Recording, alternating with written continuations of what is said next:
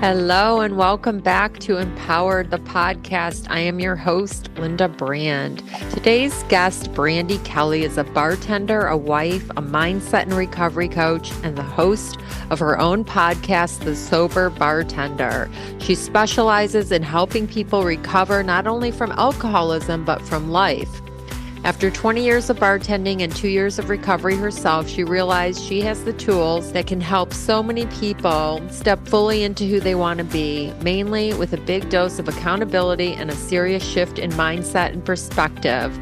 I'm so excited for you to hear this conversation. She inspires, motivates, and just gives hope to everyone. Recovery is possible for all of us, she says. So enjoy the show. If you do, please leave a review, share with a friend, and subscribe. Thanks for listening. Enjoy.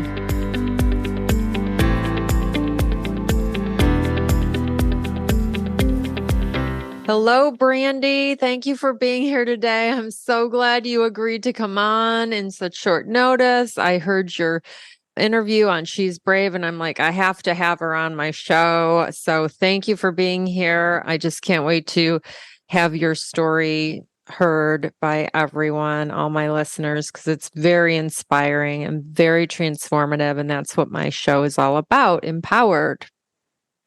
Thank you for having me. Yes, I'm glad you heard something that you wanted to share, because I love telling my story in hopes of inspiring hope in other people. Oh, absolutely.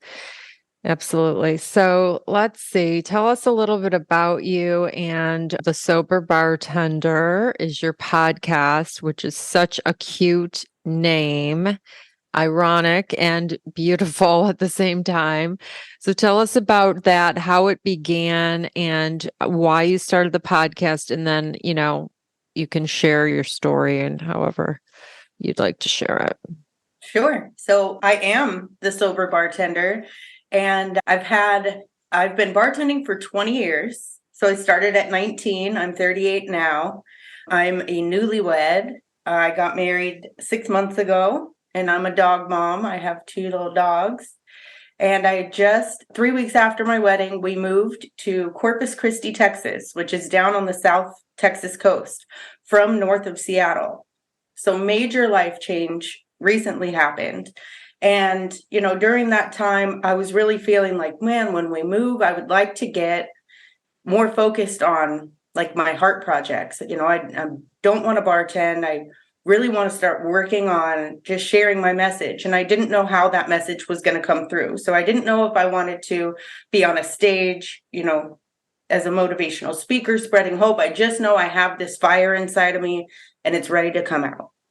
So we get to South Texas, and my husband's a baseball coach. So he's at the field, and we set up a little office for me to just kind of have a dedicated space.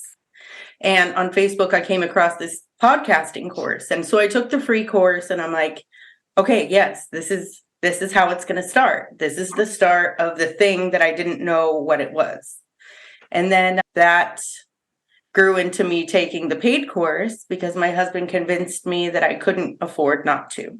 Oh, what a good guy. What a support. I got to ask where you met him. At some point, you have to tell me. And just because as a single woman, I always ask people, and congratulations on being married, newlyweds. That's amazing. I'd love to hear how you met and all that too, just because, there's hope. There's hope for us out there. Yes. I'll tell you that briefly before I get into my story. Sure. I was bartending in Linwood, Washington, so like 30 minutes north of Seattle. And my husband's college that he was coaching at is like 5 minutes down the road. So that was the regular meeting spot for the coaches. So that was like, he happened to come in, and I was at a really rough spot, which I'll get into shortly. But I had moved to Washington I moved there during COVID in 2020, and I moved in with a guy that I had dated 20 years before, just grabbing for straws, kind of, and we got married immediately. I had relapsed when I got there. I was almost a year sober, and I drank when I got there and got married. And, my drinking is really reckless and just impulsive. And so I got married. We really didn't get along. It was, a 20-year friendship that was instantly ruined. And it took about 6 months. It took about 4 months for me to go back to AA, and it took 6 months for us to separate. And after we separated, I just started doing the work on myself. That entailed the 12 steps. And in doing that, this wasn't the first time I did it, but it's the first time I really did it, where I just showed up and I took suggestions and let somebody lead me and kind of mentor me and help me walk through things instead of just barreling in head first like I always had. Mm-hmm. And it changed my life. And in doing that, I also was now showing up as a different person. So then when I was in this different mind space and heart space, I was able to attract this person that had all of the ideals that I valued. Instead of the person, I valued chaos before and, Right. kind of living by, flying by the seat of my pants, and I attracted that. And so this time around, when I changed the things in myself to where I loved who I was, I attracted somebody else who was, like-minded and similar in that. So that's, you met him at the bar while you were I met him at the working. bar. Yeah. And you were like in a better space, because it sounded like when you started the story that perhaps that you were not when you met him, but you were actually. We met and I said, I'm, working on myself. I'm just newly separated. I'm not in a space to date. And then we just kind of got to know each other. It wasn't dating and it wasn't flirtatious. And it was just, he would come in and we just had a kindness with one another. And then, oh, it's the best. And then once my ex-husband moved out, then we went on a date. Nice. Oh, good. So yeah, you were kind of a little bit hard to get perhaps, or just like you weren't so available, which of course attracts them. I think he just appreciated the fact that I was really transparent and just said, listen, I'm newly separated and I just relapsed and, just working on myself. He appreciated that. Honesty. Yeah, absolutely. Awesome. That's great. And what a great guy. So so he told you had to do the podcast. That's the course. Yeah. Cause honestly, when I was on the fence about doing the course, what happened for me was I said, it feels worse to not do the course.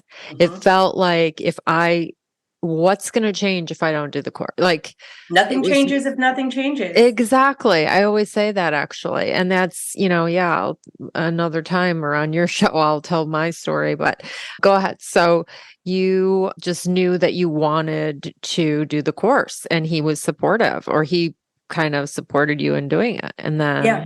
Well, I knew I wanted to do it, but I wasn't working yet.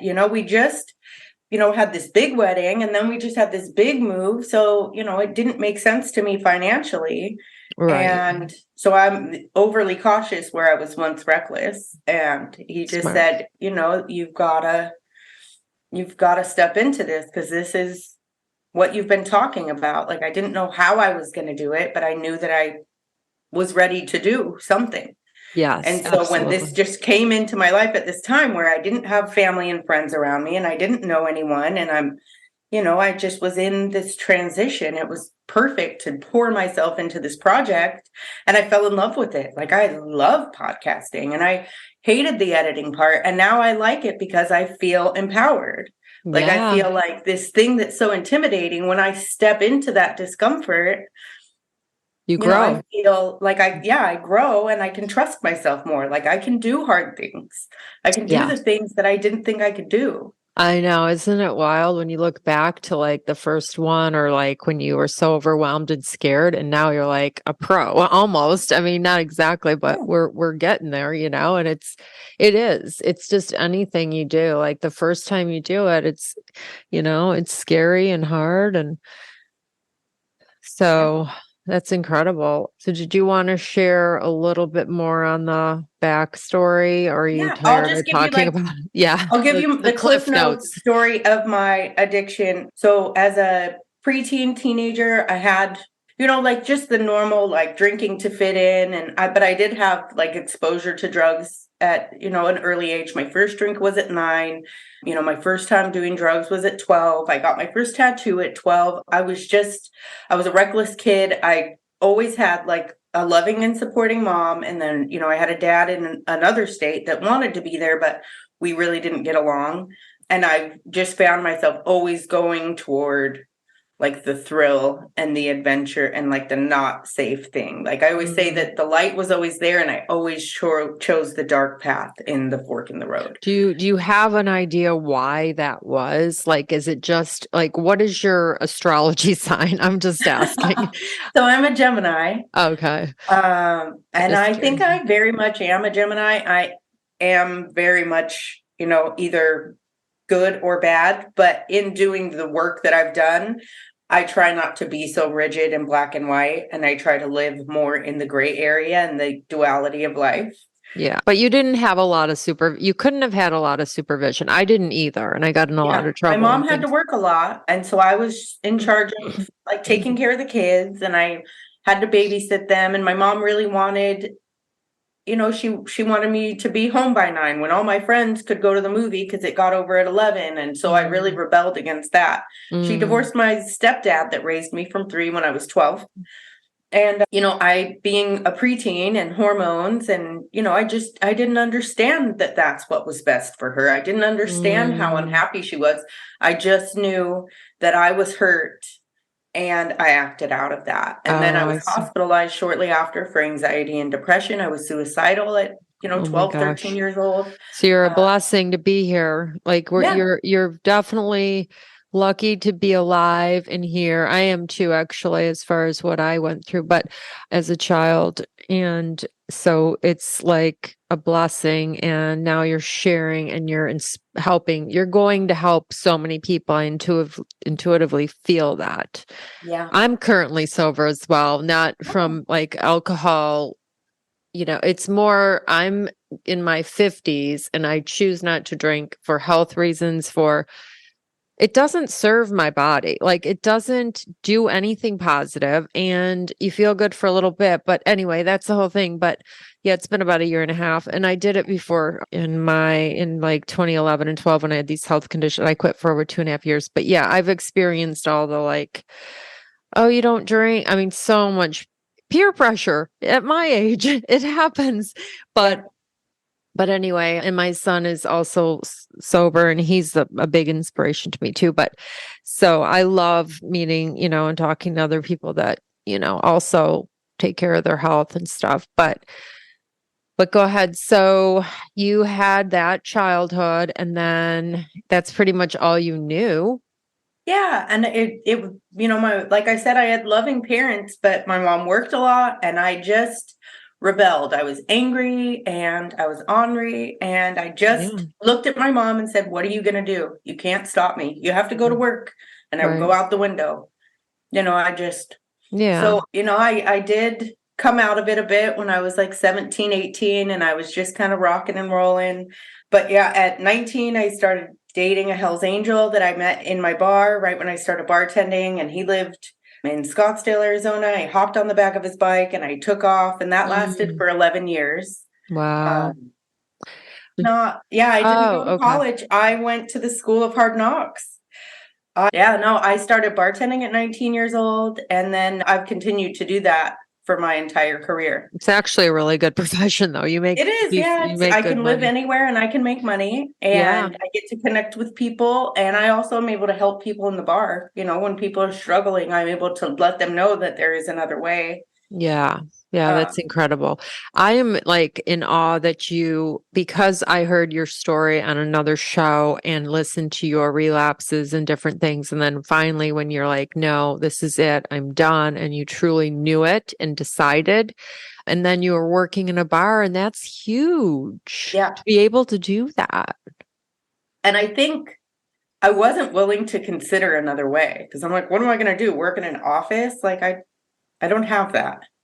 So I didn't give myself the option to not, but now it's been really an empowering thing, because I walk into work every day and I live one day at a time, and I don't have any desire to drink anymore. So I'm, blessed with that. But in the beginning, it was tough, because that's your best friend and that's what you know. And when somebody, gives you a hard time, or somebody's difficult, or you're overwhelmed, a little shot is a big relief. Just knowing that that's waiting for you if you're one of those people that doesn't drink at work like I did. So tell us what you do today for when you're triggered, when you're annoyed, when something's stressful, and what tools, what do you use? So it's absolutely my breath. Like I recently worked a party at work and it was our second biggest sales night, I think, like in their 10-year history.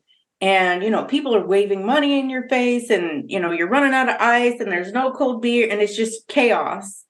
And normally I would just go take a shot and then go back to it. But that doesn't cross my mind now. But I did have to step in the back and I do breath work, 5 deep breaths in, like I, intentionally count my breaths and then count them out. And I don't have much time, but I have time enough for this to where I just center myself and do some controlled focused breathing. And then I get back out there and it has that same, except better relief. Yeah.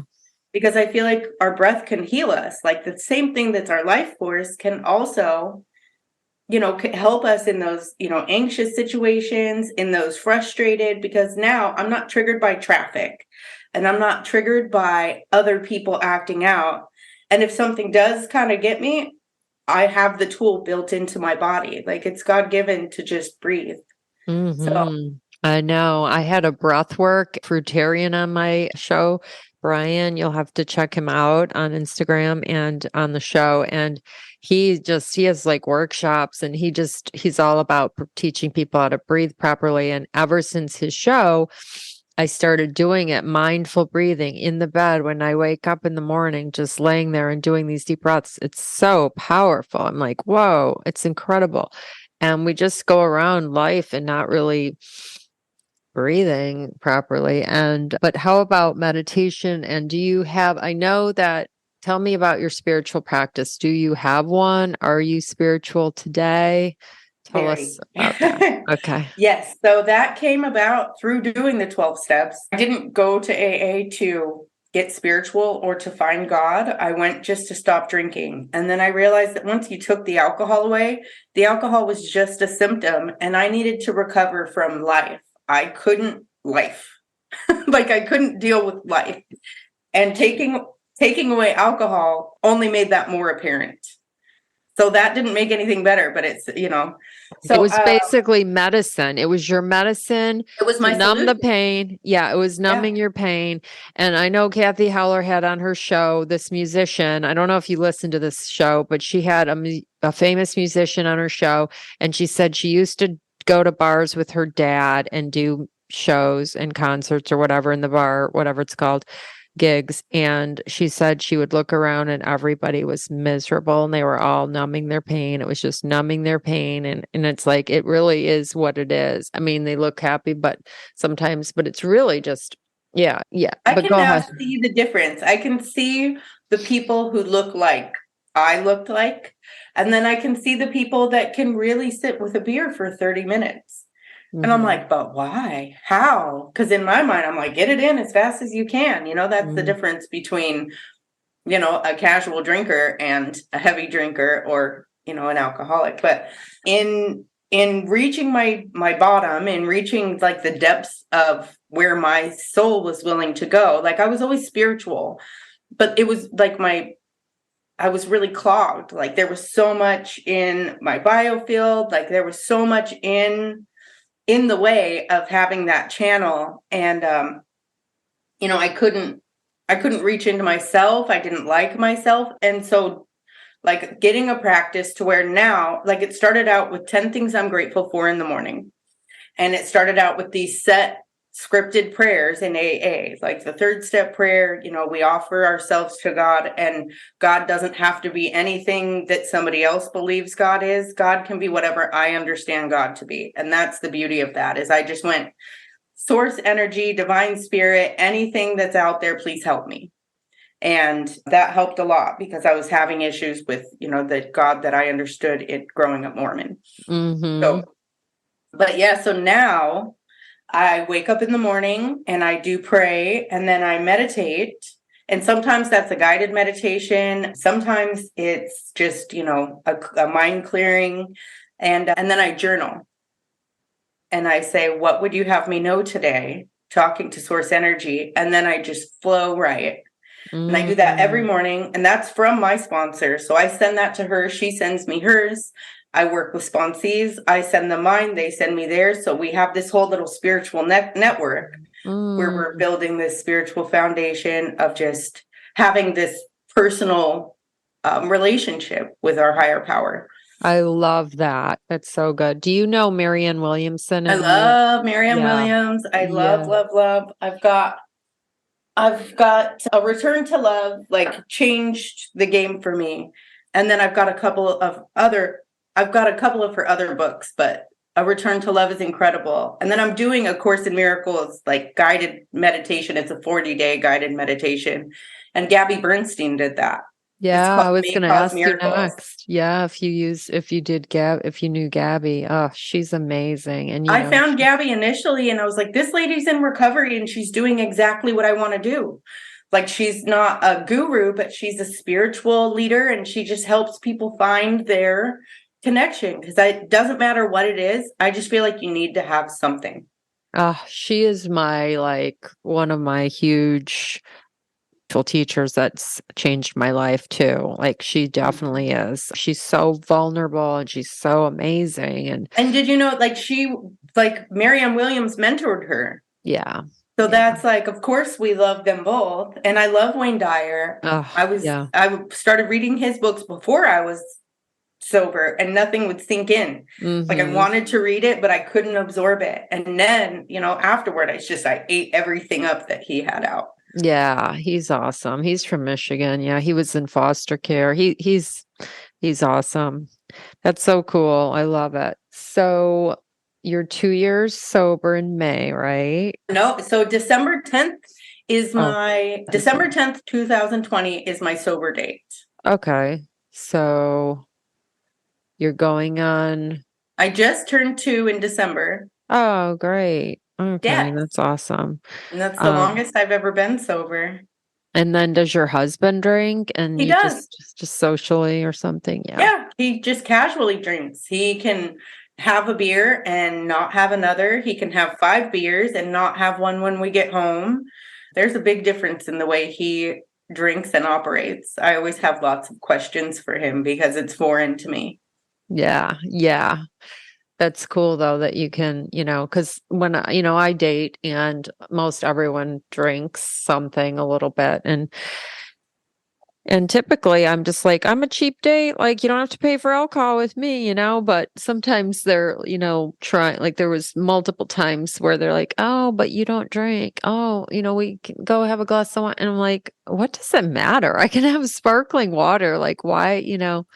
It's so funny. The big thing for me is, I don't worry about what's in your glass. Yeah. As long as you're not harming yourself or others. Yeah. So don't worry about what's in mine. I love it. Just like what you're doing is none of my business. Like what I'm doing, don't worry about if I'm intoxicated or not, Right. Right. So you have children? We don't. No, never had No. children. Okay. I never had kids and my husband didn't either. So we met, now we're 38 and 46 and we each brought a dog to the marriage. Oh. So I have a Boston Terrier, Luna, that just turned 7. And then he brought Chunk, who's a healer mix, and he is turned 2 in July. Oh, I love it. I love dogs. I've had dogs for 30 years and then I have my rescue Lucky right here. You want to show yourself, Lucky? Please. He's a black lab Chihuahua Corgi. Oh my goodness. Rhodesian Ridgeback. Yeah, he is an angel baby from the divine, truly. He looks like it. Yeah. It's the whole story how I got him, and how it all went down. But anyway, so what would you tell so you gave us the books that made a difference and impact, Marianne Williamson, Return to Love. Is there any other mentor or coach or I'm really spiritual big. I got on YouTube. And so listening to Ram Dass, who is, he's a Harvard professor turned guru kind of thing. He had a big impact on my spirituality, and a lot of things I didn't identify with. I didn't go and pursue Hinduism, but I did get, the concept of love everyone and tell the truth. I just thought that was a beautiful, simple way of putting spirituality. And Abraham Hicks. So I also listened to a lot of Abraham Hicks, and that's law of attraction, and that feeling good and allowing. And so that, Esther Hicks has a great way of speaking to my spirit. So I highly recommend people that are kind of seekers to seek those things out. And like I said, Wayne Dyer, The Power of Intention, that is one of my favorite books. And then Gabby Bernstein. And then Eckhart Tolle. Yeah. Which Gabby books do you have? I love The Universe Has Your Back. That was the first one that I found, and I listened to that. And then like I said, I'm doing May Cause Miracles, which is a 40-day guidebook. It's like a mini meditation course for the Course in Miracles. So every day there's morning and night meditations where you kind of work on that unclogging, like I was talking about, and it helps you see through the eyes of love. And you start by seeing yourself through the eyes of love. And, you're choosing love over fear. And that's a daily practice. And that helps kind of, align it with living your life daily. So good. So good. Yeah, that's one book I don't have of Gabby's.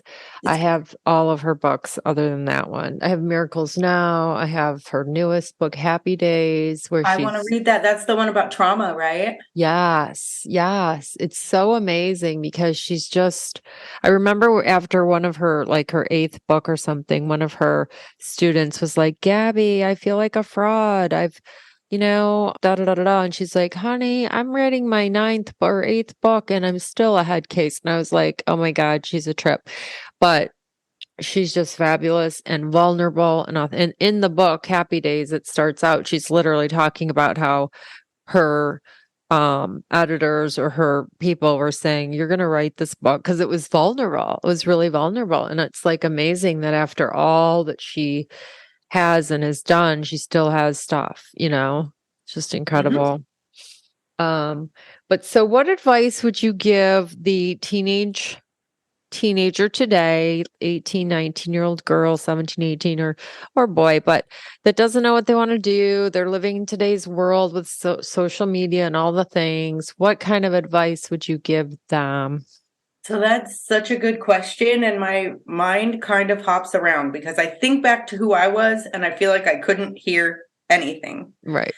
And I know for one of my little cousins, it was do no harm, but take no shit.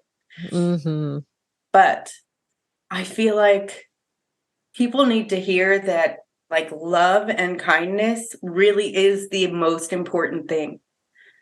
Like it really, really is. Kindness to yourself. And that automatically generates kindness to others. So if you're beating up on yourself and you're not feeling good, within yourself, then that's just what you project onto other people. You don't have to intentionally be mean. It's just you're not coming from a loving place. So when you give yourself that love and give yourself a break, and give yourself some grace to like learn and understand that it's okay to be new at something and it's okay to not be good at something and do it anyway. And just, Oh, so good. Yeah. Be kind to yourself. Yeah. And people we are our worst critics. And it's just so common. I mean, you look at a photo of you and people and you're like, you're not looking at the picture, you're looking at yourself and you want to criticize yourself. And so I always tell people, like my coaching students, that the moment that you want to be hard on yourself is when you need to be most compassionate and look for what you are doing right and what is going well, right in your life and what, all of that and how far you've come. And there's just so much in that. And even in the Kathy Heller episode I was telling you about earlier that I was listening to, this guy was saying that when you are critical to self, you are critical to others. So it's exactly what you just said. We're just projecting. We're just walking around blasting out our hurt feelings at other people. And that's why I talk so much about recovery from life. It's like heal inside of you, and that just spills out onto everybody. Oh, so nice. So you are a coach too? Yes, so that's a recent development. I've been a sponsor for a year and a half. So that's, coaching, but based on the 12 steps and AA. And that's free to alcoholics that are desperate enough to want to change their life. But there are so many things in the 12 steps that can benefit everyone, and they don't have to ruin their life to get those benefits. So I do offer one-on-one coaching sessions currently, but I am working on building a group coaching course. Oh, that's so good. Mm-hmm. And then your podcast, tell us about your podcast. What is it going to be besides? So the Sober Bartender, I do feature some sober bartenders, and I just kind of shared their story of, how they reached the bottom and how they continued to work in the service industry. Because I feel like a lot of people in the service industry do reach a point of desperation. And I just wanted to offer like the hope that you can do it. But then I also just have these incredible stories from people that are not suffering from addiction, but suffering from life. And that's, one of my guests, he's got PTSD, and, his wife left in the midst of him treating his trauma. And so he talks about, the Buddhist path that he found and the medical, treatment, because a lot of men don't talk about healing and they don't talk about the things that are going on. And so he was really bringing light to, men taking care of themselves. So I have all these people. They're not just alcoholics, because like I said, when you take away the alcohol, there's still all that stuff. Yeah. So we all have those pieces in us that need healing and love. And so I just shine a light on the darkness that people carry. And I'll be on your show soon. Yes, yeah, I'll definitely schedule it. Yeah, because I've overcome a lot. I don't talk about the past because it doesn't really, I was ashamed for years. And then doing the Kathy Heller course is when I actually put a very vulnerable post out on social media and shared that I don't have a high school diploma. I have a GED. And that I, was in trouble with the law. And did I tell that? I was like, I literally had it expunged. Yeah, I think I told the whole thing, because when I was relocating to Florida, I was like, I'm hiring an attorney. I'm not dealing with this when I get my Florida license, anything. I just wanted it gone. And so, yeah, I did that. But it's just all so fascinating, and nothing's what it looks like. That's number one, like nothing's what it looks like, Yeah. And so, yeah, it's all a beautiful thing when we overcome and we grow and we evolve, and we're here to talk about it and enjoy life. It's just incredible. So I love it. So nice. So nice talking to you. And then the podcast is the Sober Bartender, and it's on Apple and all the places. Yeah. All the places. Yep. I don't know of anywhere that you wouldn't be able to find me, but if something comes up, please comment on. Yeah. And you're on Instagram. I think I'm everywhere. Yeah. And then Instagram. 6 episodes out right now, and they come out every Wednesday at 12 noon Central. Nice. And on Instagram, I'm the Sober Bartender Podcast. Oh, so good. Yeah. Are we connected on Facebook too? Yes, we are. Yes. Okay, cool. Because, yeah, I think you're going to help a ton of people. I think more and more people are waking up. I had an interview real quick. She's going to be on the show, Emily, amazing young girl doing all kinds of, she healed herself through Qigong meditation and yoga. And she had a lot of health things, and she still does drink. But when we talked and I told her, because she's young and, social thing. And after talking on my show, she's like, you might be my sign, like that, because she knows it doesn't feel good. She's like, I drink and I don't feel good. Like, your body's rejecting it because it's poison. It's freaking poison. So yeah, it was just cute. But anyway, I think more and more people are just noticing that this is just, it's so unhealthy, and it's just literally legal. It's just illegal. It's a poison. Yeah, exactly. Yep. And there's like an agenda. Like my son always says, like, when you watch certain things on like Netflix, like they literally glamorize it, a lot of it. Mm-hmm. It's just crazy. But anyway, this was great. Is there anything else you want to share with the audience? This was wonderful. No, I just want to let people know whether you suffer from addiction or not, like regardless, we all have dark places in ourselves. And, there are people out there that are carrying a light. Like we're here to shine a light on it. And I'm reaching out my hand. Linda's reaching out hers. Like we're here to walk you into the light. So just know if you're feeling hopeless or if you're struggling, like there's a way out. Oh, thank you so much. That is so kind and sweet and perfect. Thank you for saying all that. Oh my God. Well, thank you for being here. This was so awesome. I can't wait to share it. Yep. This is my pleasure. Yes, I can't wait to have you on my show. So I'll be seeing you soon. Yeah, absolutely.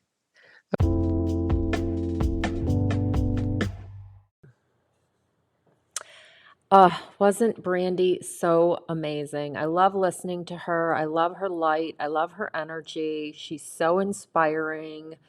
I just can't get enough of her. I love the tips she shared with how to deal with stress and life and all the things that happen on a daily basis without turning to alcohol or drugs. I personally am sober and alcohol and drug free, and I just feel so good.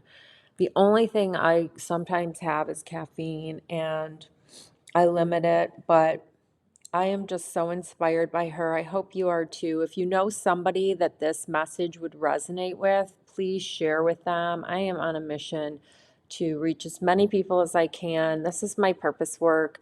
I love sharing these fabulous people with you, these amazing guests. Have a beautiful day. Thank you for listening. If you can, leave a review. It means a lot to me. It helps so much if we can get more reviews and more people listening. Thank you again, and have a beautiful Monday. Take care, everybody, and live empowered.